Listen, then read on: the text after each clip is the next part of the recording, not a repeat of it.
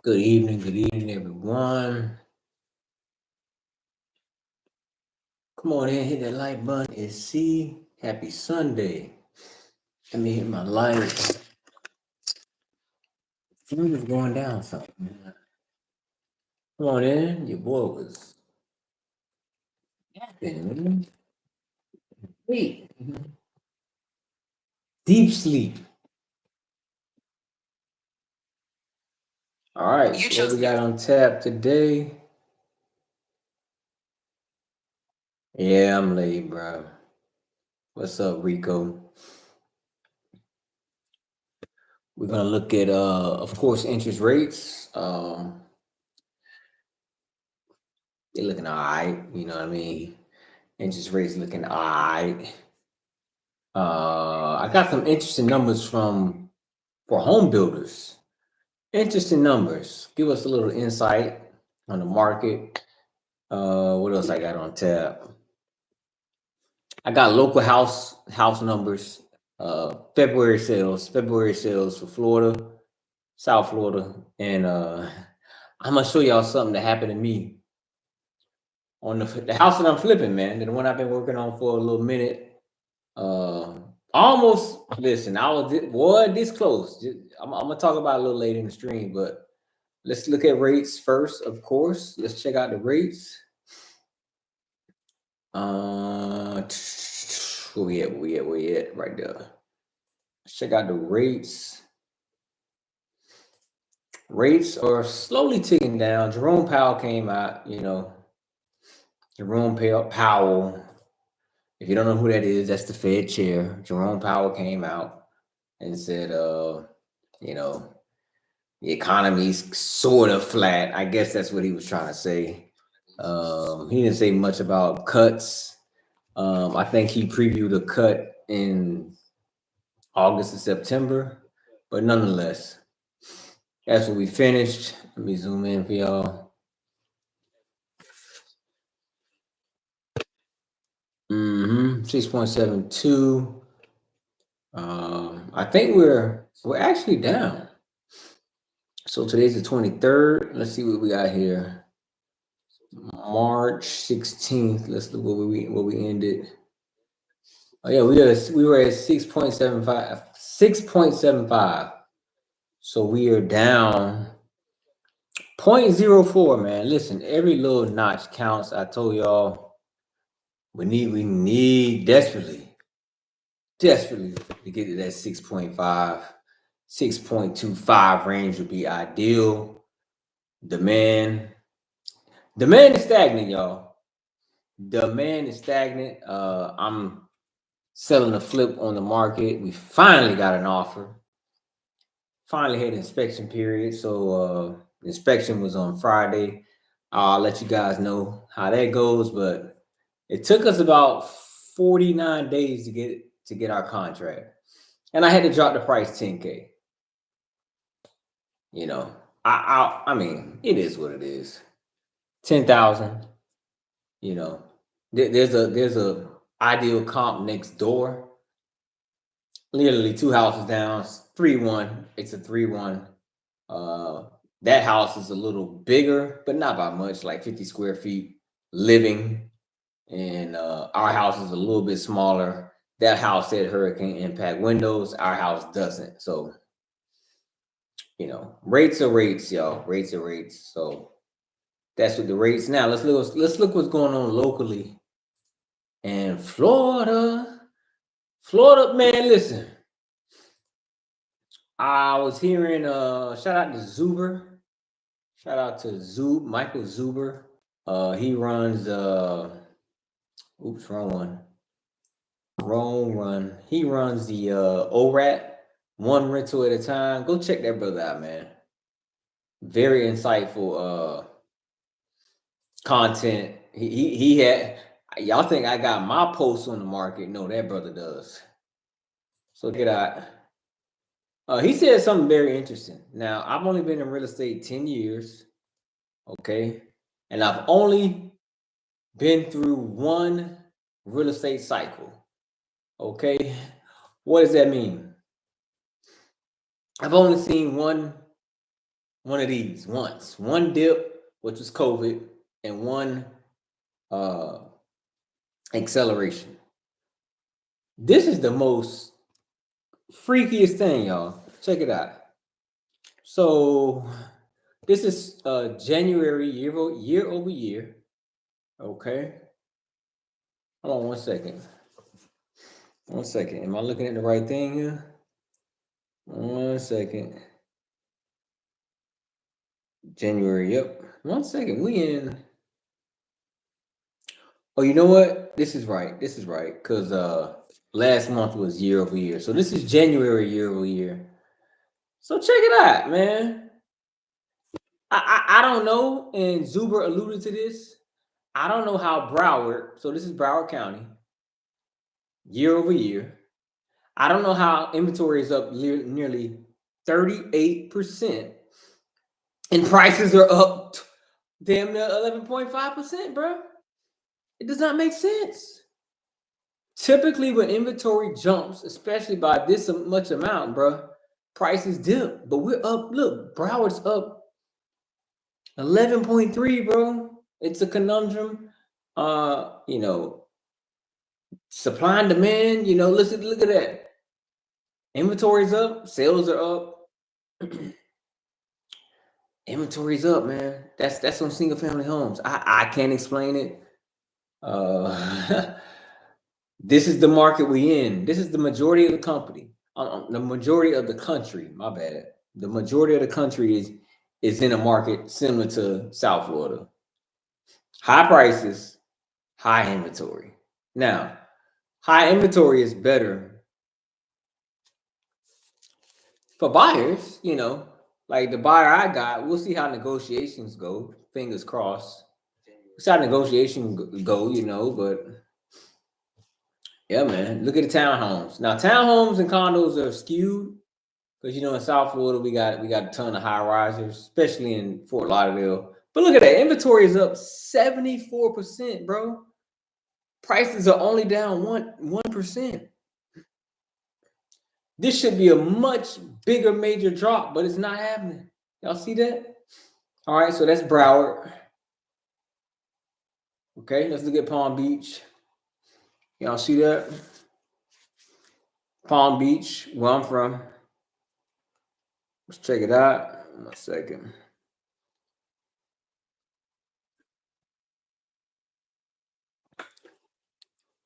Let me zoom in a bit, tad bit. Same with Palm Beach. Inventory up 31%. Inventory up 31%. Prices up nearly 6%. Sales are up. Mind-boggling. Townhomes. Now we don't have as many condos as like Miami and Broward, but look, supply up nearly 70%. Still a 1.5% price change. Conundrum. It's unexplainable. Now, this next market that I'm going to show you is a rural market, much slower market, St. Lucie County. That might be a little bit more telling on where we're headed. Maybe not as drastic, but you see that sales are up on townhouses. Conundrum. Let's check out St. Lucie. So, little slower market, a lot more rural, as you can see. Year over year from January, prices are up. What? I'm sorry, inventory is up 39%. Prices dropped 1.6%. Okay, sales are up 10%.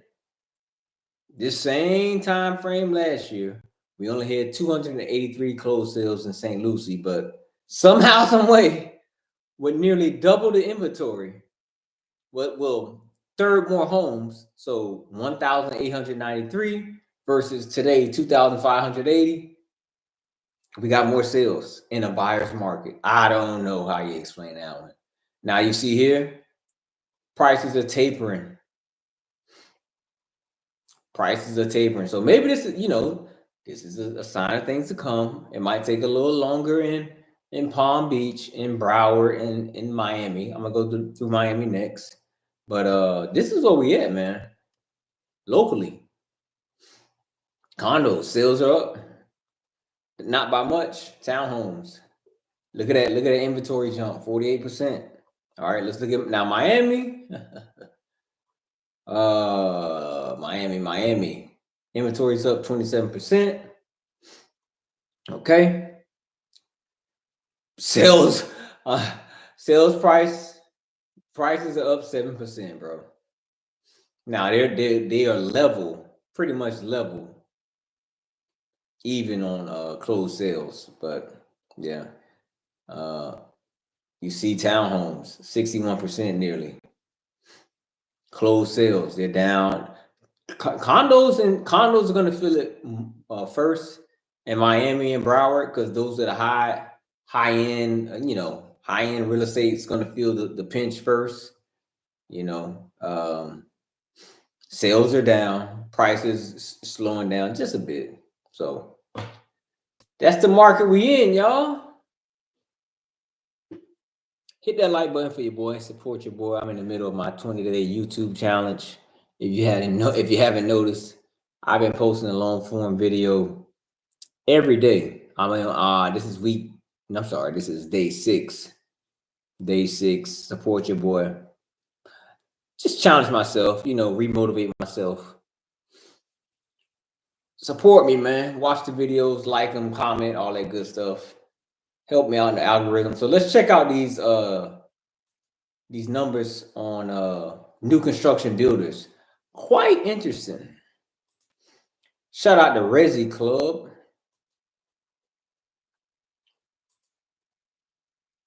This is my source. So let me show y'all what they got here, man.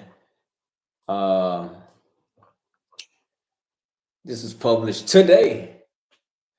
Lennar says the spring selling season is off to a soft start. So, in real estate, we got sales cycles. So sort of like the tourist industry. Well, in real estate, springtime is when sales pick up. It's the new year. People are off the holiday high, I guess, if you want to call it. And spring is when typically home buyers start buying houses. So this is Lennar provided us with this data. Check it. So let's read some of this.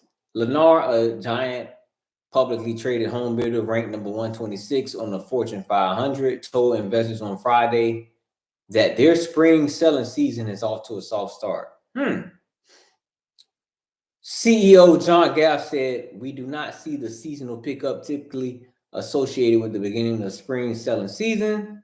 So we continue to lean into our machine focus on converting leads and appointments and adjusting incentives as needed to maintain sales pace." Yeah, a lot of incentives right now. If you in the market to get your closing costs paid, rate buy downs through these builders, the time is now. Take advantage.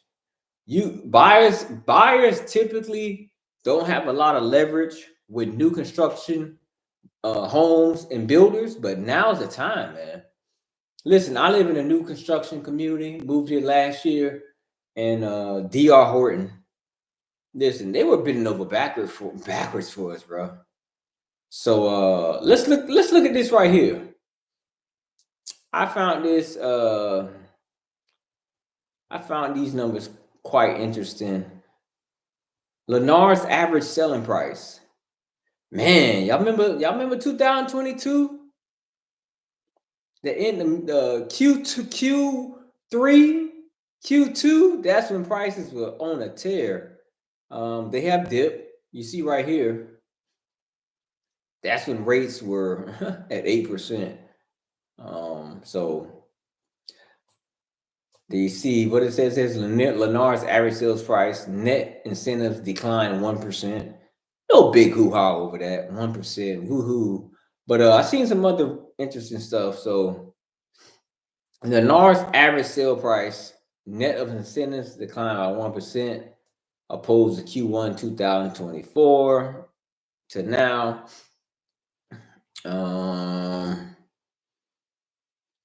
I thought this interesting. their margin, their profit margins. So you see that 3% drop, you know. Excuse me, what could that mean? 3% drop on margins. That could be several things. Inflation, labor costs, and they talk about the mass deportations in this article. Let's go to that. So that's affecting them also. You know, illegal immigrants working. Let's go read that part of it. Trump is in office, so he's deporting. If you're illegal, you're getting deported. This is the top 40 home builders with the most closings in 2023. You see DR Horton is far and ahead of everyone, 90,000, nearly 91,000. Lennar is in second. Number 3, Lennar is in second with 73,000. I don't know if y'all can see that. Let me zoom in some. Lennar is in second. They had 73,000 sales. Amazing. You do the math. They selling houses for an average of 400,000. Do the math. Number 3 is Pote Group. Number 4 is NVR with 20,000, and 5th is Meritage Homes with 13.9. I'm surprised. My mom bought a house in a Meritage Homes community. They were pretty good. They were quality. They had some great knowledgeable staff. I like Meritage. I'm surprised that they're 5th, bro. So that's a little surprising. So we got here largest largest occupations for undocumented workers in construction, according to a 2021. I mean, this is 4 years ago. So drywallers, ceiling tile installers, and tapers. Number of undocumented workers. This is 4 years ago. Damn near 40%. Roofers. I mean, come on. Roofers, painters, brick masons. This is America, y'all, and this is the problem. I don't want to get to, I have my political stream every morning, so I don't want to get political on the Outlook stream. But if you know, you know, man. This is America. Like, you know, shout out to all my immigrants, whether you Hispanic, you Caribbean, you European, whatever. I don't care. You know, you come to America, you bust your ass, you want to earn money.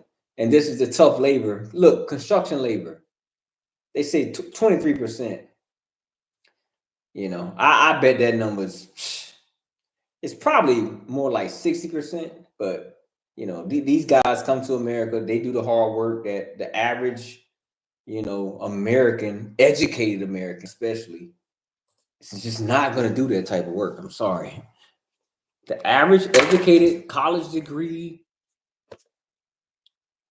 certificate, whatever, grew up in the suburbs, you know, they're not going to do construction labor, man. They're not going to hang drywall. They're not going to work on roofs. They're not want to do any landscaping. They don't want to carry big ass cinder blocks. So, yeah, I'm surprised. I don't know how they got that data, but that's very interesting. All right, so let's wrap it up, y'all. So I previewed it. I teased it in the monologue. I thought listen, I thought we were done. So hit the like button, share this video. Thanks for the love and the support. I got the biggest scare Wednesday. I posted the reel yesterday. If you did not see it, let me show y'all what happened. Bruh, I'm out with Gigi having pizza, and this is what happened, y'all. This is house flipping.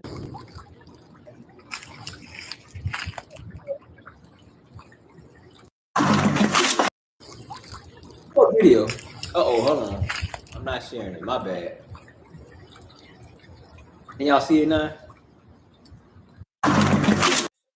My contractor at the property, he texted me that. You see the water just flowing like a river? Bruh. You know, I almost had a heart attack. For one, what you see right here, okay, so what you see right here, that's the neighbor's yard. This is the neighbor's yard. Our yard is this way. So you see right here, that's the back of our house. And the water is coming from under this tree. And there's a little alley easement, right? So immediately I knew, like, okay, is that the water? Is that the water from the neighbor? Is that the neighbor's line? So uh you know, I can't go too much detail because I don't want to incriminate myself, but nonetheless, I had to do what I had to do. And I told my contractor to get the hell up out of there. I said, boy, hightail it out of there. So he did what he had to do, close the windows, cover the windows, if you know, put the blinds up, put away stuff that would incriminate us, like we were renovating the house. So we had to do that stuff. So that was Wednesday, like 3 o'clock, right? When you see a water leak, that was like a pipe this size. That should automatically trigger the city's water system on whatever they got, their computer system on of a water leak. So I tell my plumber, he said I'll swing by. He didn't make it over there. He didn't make it over there. So I had no qualms because in the past I had a water leak at my very first property that I bought, which was an Airbnb back in 2019. I kept having water leaks with my water meter. So one time I had a bad leak with the water meter. They automatically shut off my water. And it wasn't, the pipe was maybe a tenth or a quarter, maybe a tenth size of that pipe. So in my brain, I'm like, okay, their system will pick it up and they'll shut the water off. Whether it was the neighbor's water or the city, so that turned out to be a city water line, main line. The next morning, I'm out eating my smoothie. I get a call from the neighbor. So when you house flipping, always make great rapport with your neighbors. You don't want to be an enemy. For one, they can snitch on you, especially if you're doing work without a permit. You want them to be in good graces with you because they're going to report stuff going on at your house. Something look funny? Let me call the new owner. So I had good rapport with the new owner. She called me. She said, hey, this was about 10 o'clock. The next day, Thursday, she calls me and said, hey, you might want to get over here. There's a lot of water in your backyard. I'm like, what? Are you kidding me? The city did not shut off the water, y'all. If you from Palm Beach County, man, you know about the city of Revere Beach. Incompetency. I'm sorry, it's just incompetent people. There's corruption. There's all type of tomfoolery going on, at the official level, administrative level, political level. And so immediately I tell her, thank you so much. My contractor followed my orders. He did not go over there, so he didn't know. My plumber didn't go over there because he was doing another job. So immediately I called the water department at Riviera Beach and I'm like, hey, hello. There's a massive leak in the backyard. The lady's laughing and giggling at me. Oh, I know about it. Someone else called. We got a few calls on that. We're sending someone over. I'm like, bro, I'm telling the lady, like, this isn't a laughing matter because my shed you can't see it in the video, but I have a shed right, literally 5 feet from where that water was leaking. So I'm like, I don't want my shed to get ruined. And my patio was like maybe 10, 12, 14 feet away. And I'm like, listen, this water, there better not be no water damage. So I got there and they had to dig in my yard. So they were there. They had to dig in my yard to repair the city main for that water leak. So that's another story, y'all. I was terrified. I didn't know like what was going on. I didn't know if it was our pipe. That's what it is, house flipping, man. You on a roller coaster ride. So that's it for this evening, man. Thanks y'all for the love. this segment, these videos that I'm doing every Sunday is gaining traction, getting more popular and popular. We got 5 people in the stream. When I first started, I had no one. So slowly for surely building up. Share my video, hit the like button, subscribe. I'm out. Peace. See y'all next week.